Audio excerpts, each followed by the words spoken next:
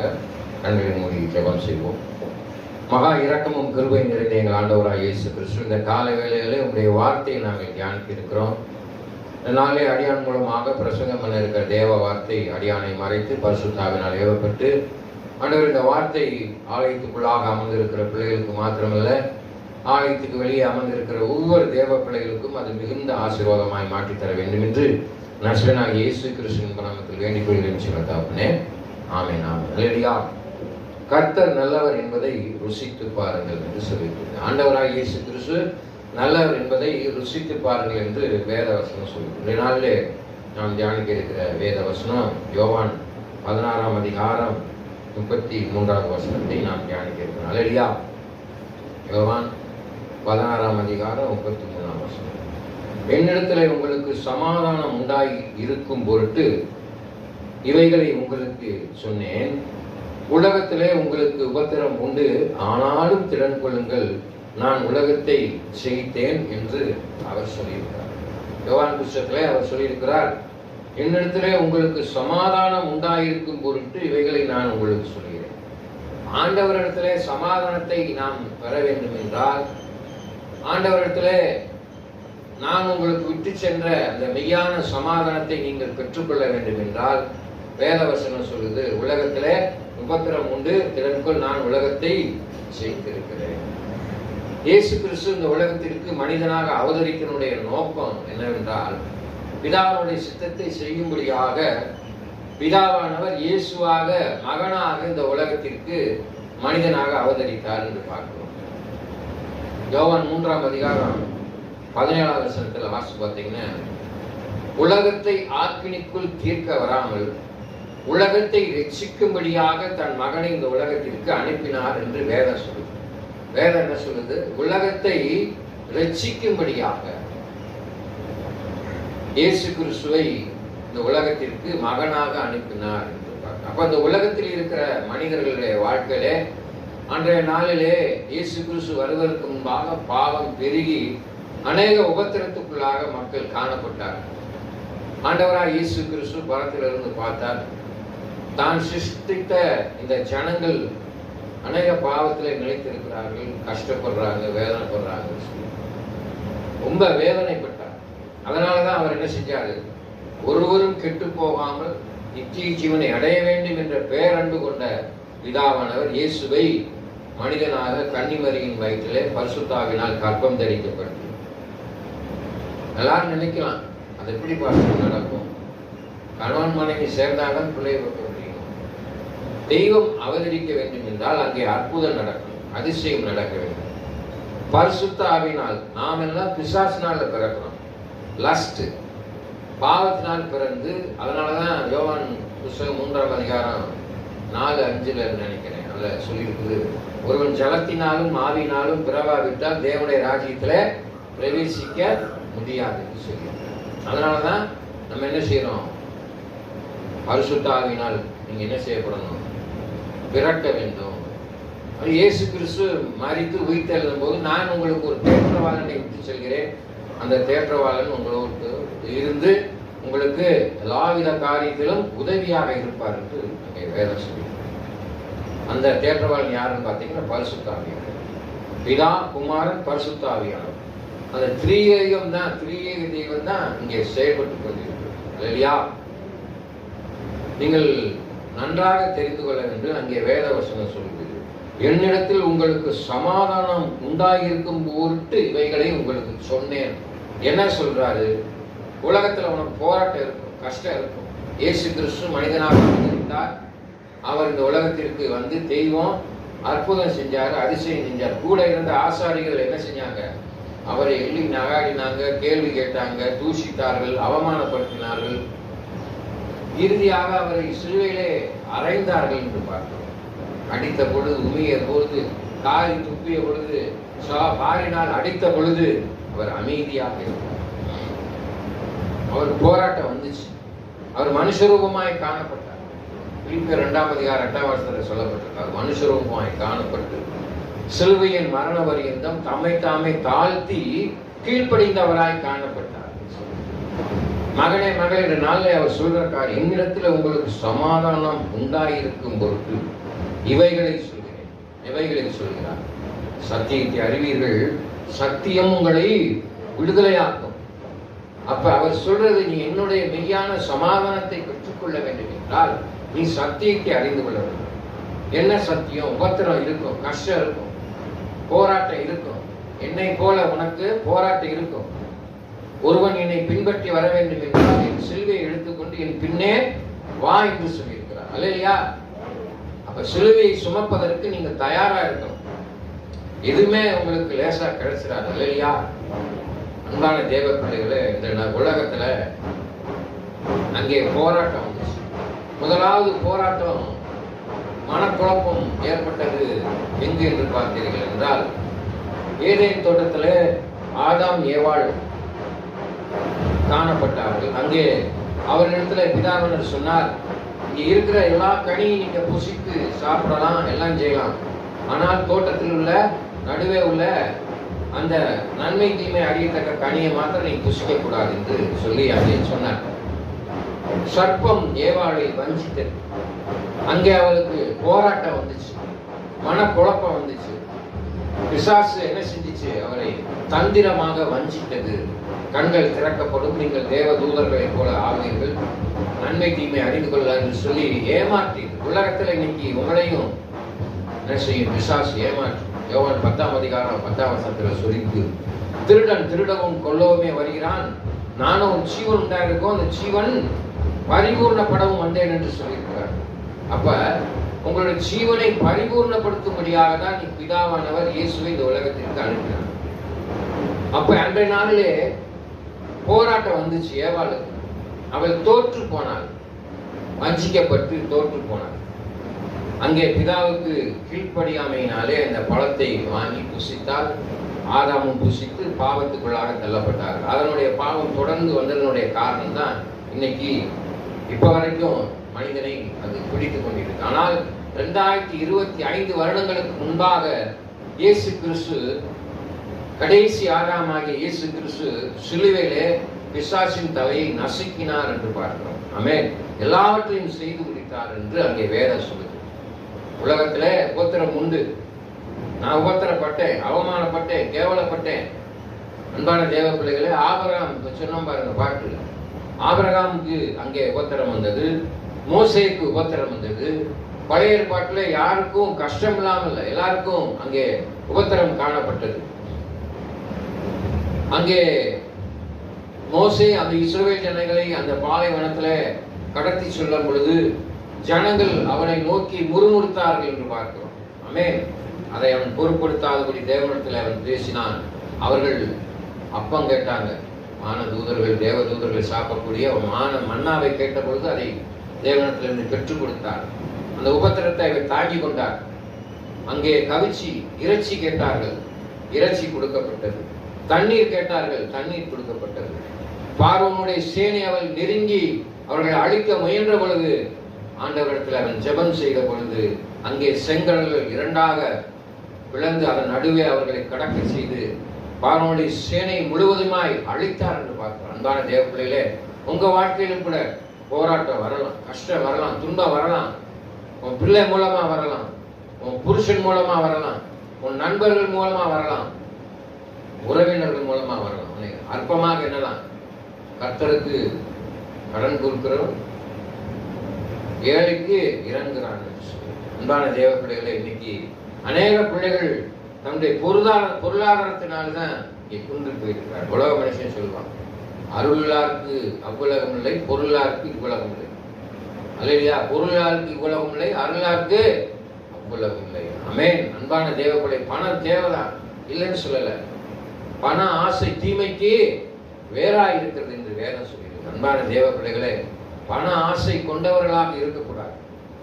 அது நமக்கு தீமையைத்தான் முடியும். அப்ப உபத்திரம், போராட்டம், கஷ்டம், வேதனை எல்லாமே நம்மளை அணுகதான் செய்யும். அதனால அவர் சொல்றாரு, நீ என்னுடைய சமாதானத்தை பெற்றுக்கொள்ள வேண்டும் என்றால் என்னிடத்துல உங்களுக்கு சமாதானம் உண்டாகி இருக்கும் பொருட்டு இவைகளை உங்களுக்கு சொல்கிறேன். உலகத்திலே உபத்திரம் உண்டு, போராட்டம் வரும், கஷ்டம் வரும், அல்லையா, வியாதி வரும், ஆனா என்ன செய்யறோம்? வியாதி வந்த உடனே என்ன செய்யறோம்? ஒரு சின்ன தலைவலி வந்த உடனே மாத்திரை போடுறோம். ஆண்டவர்கிட்ட கேட்கறது கிடையாது. எதனால் உனக்கு தலைவலி வருகிறது? தேவையில்லாத சிந்தனை, தேவையில்லாத கவலைகள்னாலே உனக்கு தலைவலி உனக்கு வருது. கவலைப்படுவதனால் ஒரு முழத்தை கூட்டவோ குறைக்கவோ முடியாது. அன்பான தேவ பிள்ளைகளை, நீங்க கவலை எதுக்கு படணும்? தேவ சித்தம் இல்லாம எதுவுமே நடக்காது. அல்லையா? தேவ சித்தம் இல்லாம எதுவுமே நடக்காது.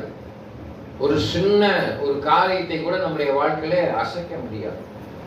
நீங்கள் தேவ பிள்ளைகள். அதனால சொல்லுவோம், நீங்க தேவனால் பிறந்தவர்கள் அந்த உலகத்தை ஜெயிக்க பிறந்திருக்கிறீங்க. அப்ப தேவனால் நீங்கள் பிறந்திருக்க வேண்டும் என்றால் இயேசு கிறிஸ்து மெய்யான சமாதானத்தை பெற்றுக்கொள்ள முடியும். ஆமென். அன்பான தேவ பிள்ளைகளே, உபத்திரம் வரத்தான் செய்யும். யோபுக்கு வந்துச்சு உபத்திரம். He lost everything. அவன் ஆடு மாடுகளை பணக்கார யோபுவை போல ஒரு உத்தமன் இந்த உலகத்துல பிறந்ததும் கிடையாது, இனி பிறக்க போவதும் கிடையாது. வேத புத்தகம் தெளிவா சொல்லியிருக்கு. ஆமென். அவனுடைய ஆஸ்திகளை இழந்தான். ஆடு மாடு ஒட்டகங்கள் எல்லாவற்றையும் இழந்தான். தான் பெற்ற பிள்ளைகளை இழந்தான். ஆனால் ஆண்டவரை அவன் இழக்கவில்லை. ஆண்டவரை நெருங்கி ஜீவித்தான். உங்களுக்கு உங்க வாழ்க்கையில நஷ்டம் வரும். நீங்க செய்யற தொழில நஷ்டம் இருக்கலாம். உங்களுடைய வாழ்க்கையில நஷ்டம் ஏற்படலாம், வேதனை வரலாம், கஷ்டம் வரலாம், துன்பம் வரலாம். கவலைப்படாது. ஆண்டவராய் இயேசு கிறிஸ்துடைய வார்த்தை சொல்கிறது, நான் உனக்கு தாங்கிக் கொள்ளத்தக்க சோதனையை தருவேன். அந்த சோதனையிலிருந்தான தப்பித்துக்கொள்ளான போக்கையும் உனக்கு நான் வச்சிருக்கேன். சோதனையிலிருந்து தப்பித்துக்கொள்ளான போக்கையும் வச்சிருக்கேன். அந்த போக்கை நீங்க அறிந்து கொள்ள வேண்டும். அந்த போக்கு தான் இயேசு கிறிஸ்து. அவர்தான் சொல்றாரு பாருங்க, யோவான் 14:6 சொல்லிட்டார், நானே வழியும் சத்தியமும் ஜீவனுமாய் இருக்கிறேன், என்னை அல்லாமல் ஒருவனும் பிதாவிடத்தில் வரான். அன்பான தேவ பிள்ளைகளே, இந்த உலகத்திலே மனிதன் நிர்வாணியாய் வருகிறான், நிர்வாணியாய் போகிறான். எண்ணத்தை கொண்டு வந்தோம், எண்ணத்தை கொண்டு போறோம்.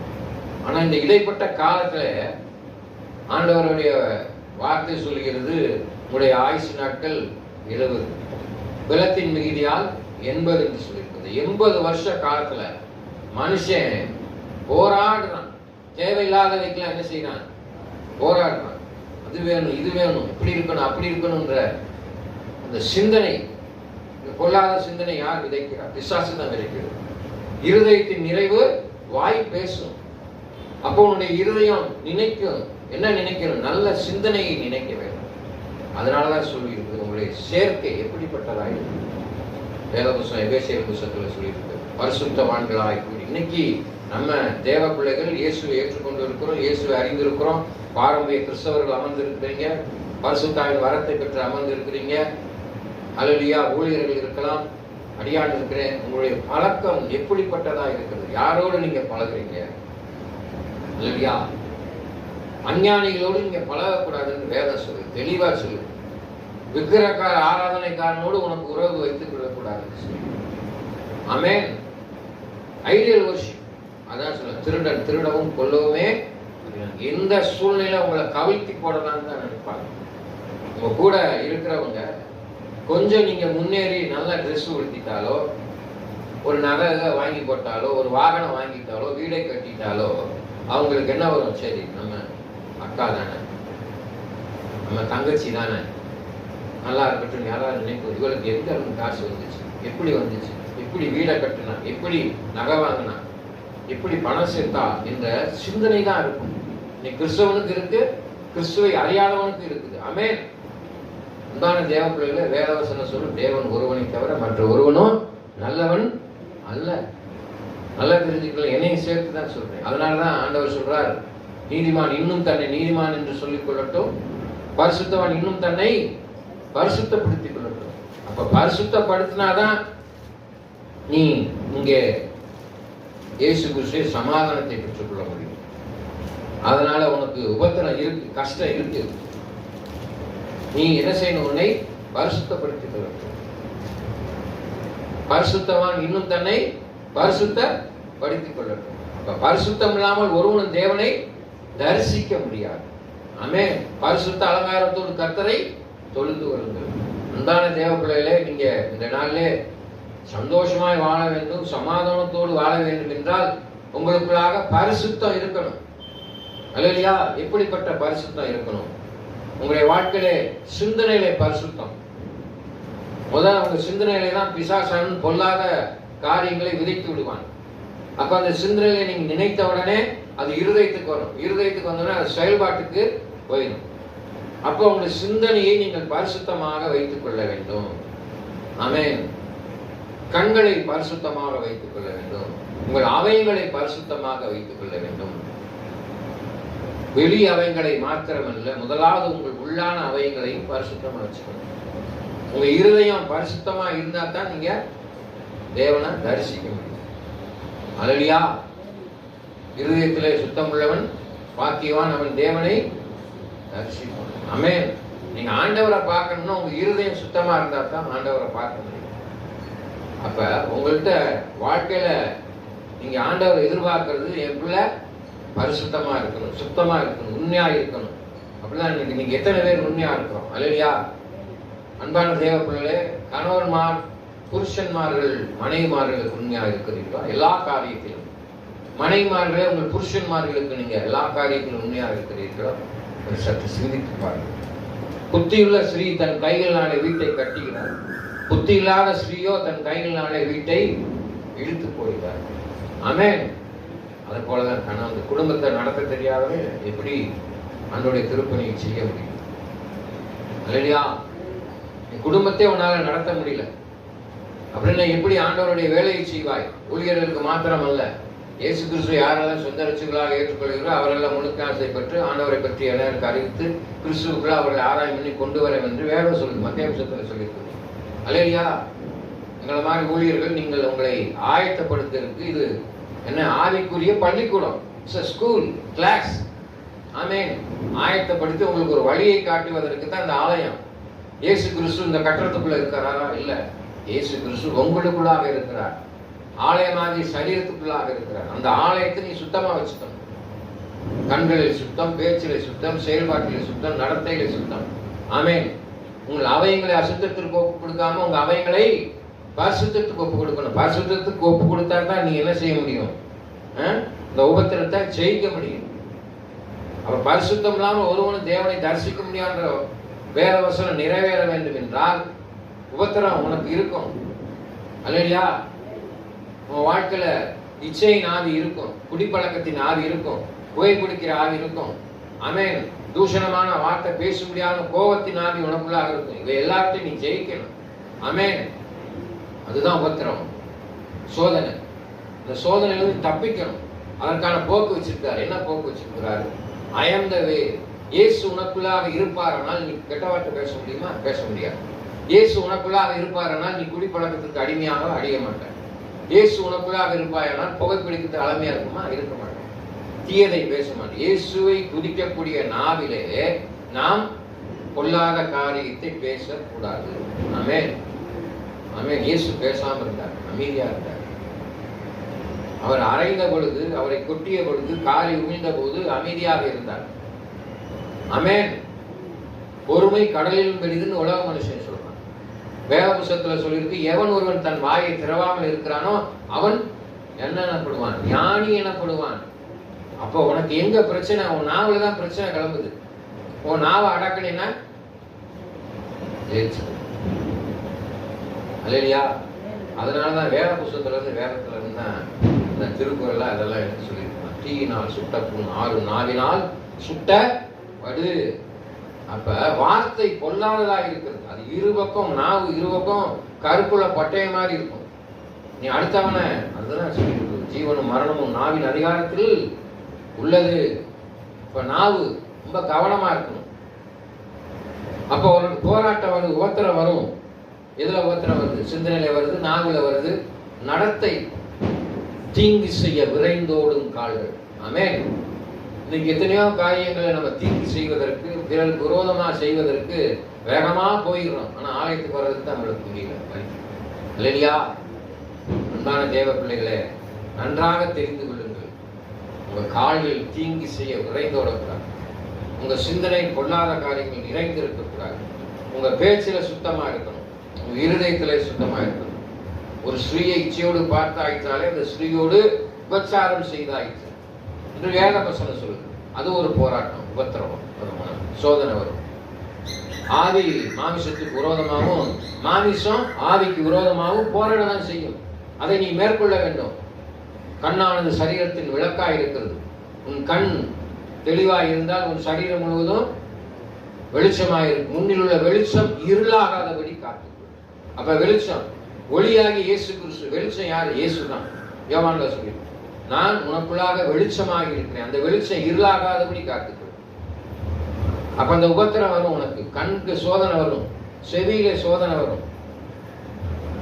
2 பேர் சண்டை போட்டுக்கிட்டு இருக்காங்க, அதை காதை கொடுத்து கேட்டு அதை நீங்க அதை போய் அதுக்கிடையில போய் நீ தலையிட்டேன்னா நாயின் காதை பிடித்து இழுப்பதற்கு சமம் நீதிமன்றத்துக்கு செல்கிறது. ஆமென். போகக்கூடாது, அவர்களுக்காக செபிக்கணும். ஆமென். அன்பான தேவ பிள்ளைகள், இன்னைக்கு ஜெப குறைவு, உங்க வாழ்க்கையில் ஜெப குறைவு இருப்பதனால்தான் உங்க ஆசீர்வாதத்தை நீங்க இழந்துடுறீங்க. ஆமென். இரவு பகலும் வேதத்துல தியானமா இருக்கிற மனுஷன் பாக்கியவன். இடைவிடாமல் ஜெபம் பண்ணுங்க. இன்னைக்கு கிறிஸ்தவர்கள் அநேகர் இன்னைக்கு ஜெபம் பண்ணணும். தாய்மார்கள், தந்தைமார்கள் ஜெபம் பண்ணுங்க. உங்க குடும்பத்துக்காக ஜெபம் பண்ணுங்க, தேசத்திற்காக ஜெபம் பண்ணுங்க. இயேசுனுடைய வருகை சீக்கிரம் இருக்கணும், அதற்காக ஜெபம் பண்ணுங்க. எத்தனை பேர் ஜெபம் பண்ணுறோம்? ஆமென். அல்லேலூயா, ஸ்தோத்திரம். அப்ப நீங்க ஜெபம் செய்தீங்கன்னா இங்கே மாற்றங்கள் ஏற்படும். ஆமென். அரசியல மாற்றத்தை எதிர்பார்க்கிறீங்க, நல்ல ஒரு முதலமைச்சர் வர வேண்டும் அப்படின்னு சொல்லி ராஜாக்களை தள்ளி ராஜாக்களை ஏற்படுத்திக்கிறவர். இன்னைக்கு ஒரு கிறிஸ்தவர் பாத்தீங்கன்னா முதலமைச்சராக இருந்திருக்காரு, சந்தோஷம். ஆமென். சபாநாயகர் கிறிஸ்தவர், பைனான்ஸ் மினிஸ்டர் கிறிஸ்டியன்ஸ். ஆமென். முக்கியமான பொறுப்புல தேவன் கிறிஸ்தவர்களை அமர்த்தி வச்சிருக்கிறார். இது தேவனால் ஏற்பட்ட ஒரு காரியம். ஆமென். அன்பான தேவ பிள்ளைகளே, லஞ்சம் ஒழிக்கப்பட வேண்டும், நாடு சுத்தமா இருக்கணும் அப்படின்னு சொல்லி உலக மனிதர்கள் விரும்புறாங்க. ஆனா நீ உன் வாழ்க்கையில தேவனை தரிசிக்க வேண்டும் என்றால் உன்னுடைய ஆலயமாகிய சரீரத்தை தீட்டுப்படுத்தாதபடி, மாசுபடுத்தாதபடி சுத்தமாக வைத்துக் கொள்ள வேண்டும். உன் சரீரத்துக்கு விரோதமா போராட்டம், உபத்திரம் வரத்தான் செய்யும். எல்லாவற்றிலும் இருந்து நீ தப்பித்துக் கொள்ள வேண்டும். இயேசு வேண்டவர் தேவ வார்த்தை சொல், நான் உன்னை விலகுவதுமில்லை, நான் உன்னை கைவிடுவதுமில்லை என்று சொல்றார். ஆனா என்ன செய்றீங்க? நீங்க தான் ஆண்டவரை விட்டு விலகி போயிடுறீங்க, ஆண்டோடைய வார்த்தையை விட்டு விலகி போயிடுறீங்க, ஆண்டோடைய சத்தியத்தை விட்டு விலகி போயிடுறீங்க. அவர் உங்களுக்கு ஒரு முன்மாதிரியை வைத்திருக்கிறார். இயேசு கிறிஸ்து ஒரு முன்மாதிரியை விட்டு சென்றிருக்கிறார். அந்த முன்மாதிரிப்படி நடக்கணும். என்ன நடக்கணும்? நான் தான் வழியாக இருக்கிறேன். இயேசு கிறிஸ்துடைய வழியை குறித்து நீங்கள் இந்த வேத புத்தகத்தில் நன்றாக அறிந்திருக்கிறீங்க. அவர் நன்மை செய்த மனிதனாய் சுற்றித்திருந்தார். ஆதியாகம புத்தகத்தில் சொல்லியிருக்கு. ஆதியாகம புத்தகம் 4ஆம் அதிகாரம் 7ஆம் வசனம், நன்மை செய்தால் நன்மை இல்லையோ, நன்மை செய்யாவிடில் உன் வாசற்படியில பாவம் படுத்து கிடக்கிறது. ஆமென். இயேசு கிறிஸ்து நன்மை செய்தார். குருடன் கண்களை திறந்தார், செவிடர்களை கேட்க செய்தார், ஊமையினை பேச செய்தார், வியாதியா இருக்கிறவனுக்கு சுகம் கொடுத்தார், முடவனை நடக்க செய்தார். ஆமென். ஆகாரம் இல்லாம பசியிலே அவனுடைய வார்த்தையை கேட்ட ஜனங்களுக்கு 5 அப்பத்தையும் 2 மீனையும் கொண்டு 5000 புருஷர்களை போஷித்தார் என்று பார்க்கிறோம். உன் வாழ்க்கையில ஆண்டவர் அற்புதம் செய்வார், போஷிப்பார், தேவைகளை சந்திப்பார். எலியாவின் காக்கையை கொண்டு போஷித்ததை போல ஆண்டவர் உன் தேவைகள் அனைத்தையும் சந்திப்பார் என்று வேதம் சொல்லுது. ஆமென். அற்புதமா எலியா பசியா இருந்தார், உண்மையான திருப்பணி செய்தார், காக்கையை கொண்டு அவரை போஷித்தார். ஆமென். கோத்திரம் வந்துச்சு, கஷ்டம் வந்துச்சு. ஆமென். யோபு எல்லாவற்றையும் இழந்தான், ஆனால் இயேசுவை அவன் விருக பிடித்துக் கொண்டான். மனைவி சொன்னான், தேவனை தூஷித்து ஜீவனை விடும். எதுக்கு உன் உயிரை வச்சுக்கிட்டு இருக்க? உனக்கு இவ்வளவு நீ கடவுளை இறுக்கி குடிச்சுக்கிட்டு எல்லாத்தையும் இழந்துட்டீங்க, பிள்ளை இழந்துட்ட, சொத்தை இழந்துட்ட, ஆடு மாடுகள் எல்லாத்தையும் இழந்துட்டீங்க, நீ என்ன செய்ய போற? அமைதியாக இருந்தார். யோபு வெற்றி பெற்றார். இரட்டிப்பான நன்மையினாலே தேவன் யோபுவை ஆசீர்வதித்தார் என்று வேத புத்தகத்தில் வாசிக்கிறோம். உங்க வாழ்க்கையிலும் கூட சோதனைகளில் தப்பித்துக் கொள்ளான போக்கை வைத்திருக்கிறார். உபத்திரம், கஷ்டம் வரும். ஆண்டவரத்துல கேட்கணும், நீங்க ஆண்டவரே எனக்கு இப்படிப்பட்ட உபத்திரம் இருக்கு, இப்படிப்பட்ட வேதனை இருக்குது, இவை எல்லாவற்றிலும் இருந்து எனக்கு விடுதலை வேண்டும் என்று நம்பிக்கையோடு ஜெபத்திலே தேவ நாம மகிமைப்படியாக விசுவாசத்தோடு எவைகளை கேட்கிறீர்களோ அவைகளை பெற்றுக்கொள்வீர்கள். ஆமென். உங்களுடைய பலவீனத்துல என்னுடைய பலன் பூர்ணமாக விளங்கும். நீங்க எதுல பலவீனமா இருக்கீங்கன்னு சற்று சிந்தித்து பாருங்க. இந்த உபத்திரம் நிறைந்த உலகத்துல உங்க சரீரத்துல எது பலவீனமா இருக்கிறது? ஆண்டவரே, இந்த பலவீனத்துல உம்முடைய பலன் இருக்கணும். கண்கள் இச்சையினால் பிடிக்கப்பட்டு இருக்கிறீர்களா? ஆண்டவரே, இந்த இச்சையின் ஆவிலிருந்து என்னை எடுத்து போடுங்க. கோபத்தின் ஆவினால் பிடிக்கப்பட்டு இருக்கிறீர்களா? இந்த கோபத்தின் பலவீனத்துல எனக்கு விடுதலை தாருங்க. அல்லேலூயா. என்னுடைய சிந்தனை பொல்லாத சிந்தனையா இருக்கிறது. பிசாசின் சிந்தனை குலைத்து போடுகிறான். என் சிந்தனையில நீங்கள் பலனாக இருங்க, என் பேச்சிலே பலனாக இருங்க, என் நாவிலே நீங்கள் பலனாக இருங்க என்று சொல்லி ஆண்டவரத்துல கேளுங்க. உபத்திரம் வரும்போது நீங்க கேளுங்க. பலவீனப்படும் பொழுதெல்லாம், ஆண்டவரே, என்னுடைய பலவீனத்தில் உங்கள் பலன் விளங்கும். நான் தோற்று போகாதபடி உம்மால் பிறந்த நான் ஒரு நாள் தோற்று போக மாட்டேன். தேவனால் நான் பிறந்திருப்பதனால் இந்த உலகத்தில் உள்ள போராட்டத்தை, கஷ்டத்தை நான் ஜெயிப்பேன் என்று சொல்லி நீங்க அவரிடத்துல கேட்கும் பொழுது நிச்சயமாக என்ன செய்வார்? உலையான சேற்றிலிருந்தும் குப்பையிலிருந்து உன்னை என்ன செய்திருக்கிறார்? தூக்கி எடுத்திருக்கிறார். ஆமென். பாவத்திலிருந்து உன்னை தூக்கி எடுத்திருக்கிறார். கிறிஸ்துவனை சிலுவையிலே அறையப்பட்டேன், ஆயினும் பிழைத்திருக்கிறேன். இனி நான் அல்ல, கிறிஸ்துவே எனக்குள் பிழைத்திருக்கிறார். இப்பொழுது நான் மாமிசத்திலே பிழைத்திருப்பது எனக்காக தம்மை தாம் ஒப்புக் கொடுத்த தேவனுடைய குமாரனை பற்றியான விசுவாசத்தினால இன்னைக்கு நான் இன்னும் பிரசங்கம் என்று நீங்க அமர்ந்திருக்கிறீங்க. ஆமென். பிழைத்திருக்கிறீர்கள். கலாத்தியர் 2:20 சொல்லப்பட்டதை போல இப்பொழுது நீ ஜீவனோடு இருக்கிற அப்படின்னா அவருடைய கிருபை. ஆமென். அல்லேலூயா. அதனாலதான் வேதவசனம் கர்த்தர் நல்லவர் என்பதை ருசித்து பாருங்கள். ஒன் பைட், ஆண்டவரை ருசித்து பாருங்கள். ருசித்து பாருங்கள். நீங்க எத்தனை பேர் ருசிச்சு பார்த்து? அல்லேலூயா. கர்த்தர் நல்லவர் என்பதை. யாரு? கர்த்தர் நல்லவர். அவர் கெட்டவர் இல்லை, அவர் நல்லவர். உனக்கு நன்மை செய்கிறவராக இருக்கிறார், உனக்கு நன்மை செய்யக்கூடியவராக இருக்கிறார். ஆமென். ஆகையினால் அன்பான தேவ பிள்ளைகளே, ஆண்டவர் அந்த வசனம் சொல்லுது, உங்களுக்கு உபத்திரம் உண்டு, ஆனாலும் திடன் கொள்ளுங்கள், நான் உலகத்தை ஜெயித்திருக்கேன். உலகத்தை ஜெயிச்சிருக்கிறார். அதனாலதான் அந்த ஜெயிச்சனுடைய வசனம் என்ன சொல்லியிருக்கு பார்த்தீங்கன்னா, கலாத்தியர் 2:20 நீங்கள் விசுவாசம் கிறிஸ்துவுடனே சிலுவையிலே அறையப்பட்டேன். நீங்களே இயேசுவோடு சேர்ந்து உங்கள் எதற்காக சிலுவையிலே அறையப்பட்டார்? மனிதனுடைய பாவங்களை இயேசு கிறிஸ்து சுமந்து தீர்த்தார். பாவத்தை சிலுவையிலே அறைந்தார். உன்னுடைய பாவத்தை அறைந்திருக்கிறார். அதனால இயேசுவோடு என் சிலுவையிலே என் பாவம் அறையப்பட்டது. இனி நான் அல்ல, கிறிஸ்துவே எனக்குள் பிழைத்திருக்கிறார். இப்பொழுது நீங்க மாமிசத்தில் பிழைத்திருப்பது எனக்காக அவர் ஒப்பு கொடுத்திருக்கார். சிலுவையில என் பாவத்திற்காக அவர் ஒப்பு கொடுத்திருக்கிறார். அதனால நான் இனி பாவம் செய்யாதபடி என்னை காத்துக் கொள்ளுங்க. உபத்திரத்திலிருந்து என்னை காத்துக் கொள்ளுங்க. போராட்டத்திலிருந்து காத்துக் கொள்ளுங்க. சோதனையிலிருந்து என்னை காத்துக் கொள்ளுங்கள். உங்களுக்கு சமாதானம் உண்டாயிருக்கும்படி சொல்லியிருக்கிறார். அப்ப இயேசுவுக்கு சமாதானம் உண்டாயிருக்கும்படி நீங்கள் ஆண்டவரத்தில் நெருங்கி ஜீவிப்பீங்க. கர்த்தர் உங்களை ஆசீர்வதிப்பார். கண்களை மூடி ஜெபம் செய்வோம். மகா இரக்கமும் கிருபையும் நிறைந்த எங்கள் ஆண்டவராக இயேசு கிறிஸ்துவே, ஆண்டவரே, இந்த நாளும் கூட உங்களுடைய சமூகத்தில் வருகிறவங்களுக்காக இந்த நாளில் பிரசங்கம் பண்ணப்பட்ட தேவ வார்த்தைகள் பிள்ளைகளுக்கு மிகுந்த ஆசீர்வாதமாய் மாற்றி தர வேண்டும் என்று இயேசு நாமத்தில் வேண்டுகிறேன் பிதாவே. ஆமென். பிதா, குமாரன், பரிசுத்தாவின் நாமத்தினாலே ஆண்டவரை வந்திருக்கிற ஒவ்வொரு தேவ பிள்ளைகளும் உடைய கருத்துல ஒப்பு கொடுக்கிறேன். ஆசீர்வதிங்க, பலப்படுத்துங்க. என் ஆத்துமாவே கர்த்தரை சோதரி, என் முழுமைய பரிசு நாமத்தை சோதரி. என் ஆத்துமாவே கர்த்தரை சோதரி. கர்த்தர் செய்த சகல உபகாரங்களை பரவாயில்லை. ஆமென். நம் ஆண்டவராக இயேசு கிறிஸ்துவின் கிருபையும் பிதாவுடைய தேவனுடைய அன்பும் பரிசுத்த ஆவியானவருடைய அன்பும் இப்பொழுதும் எப்பொழுதும் சதா காலம் இருப்பதாக. ஆமென். கர்த்தர் தாமே உங்களை ஆசீர்வதிப்பார்.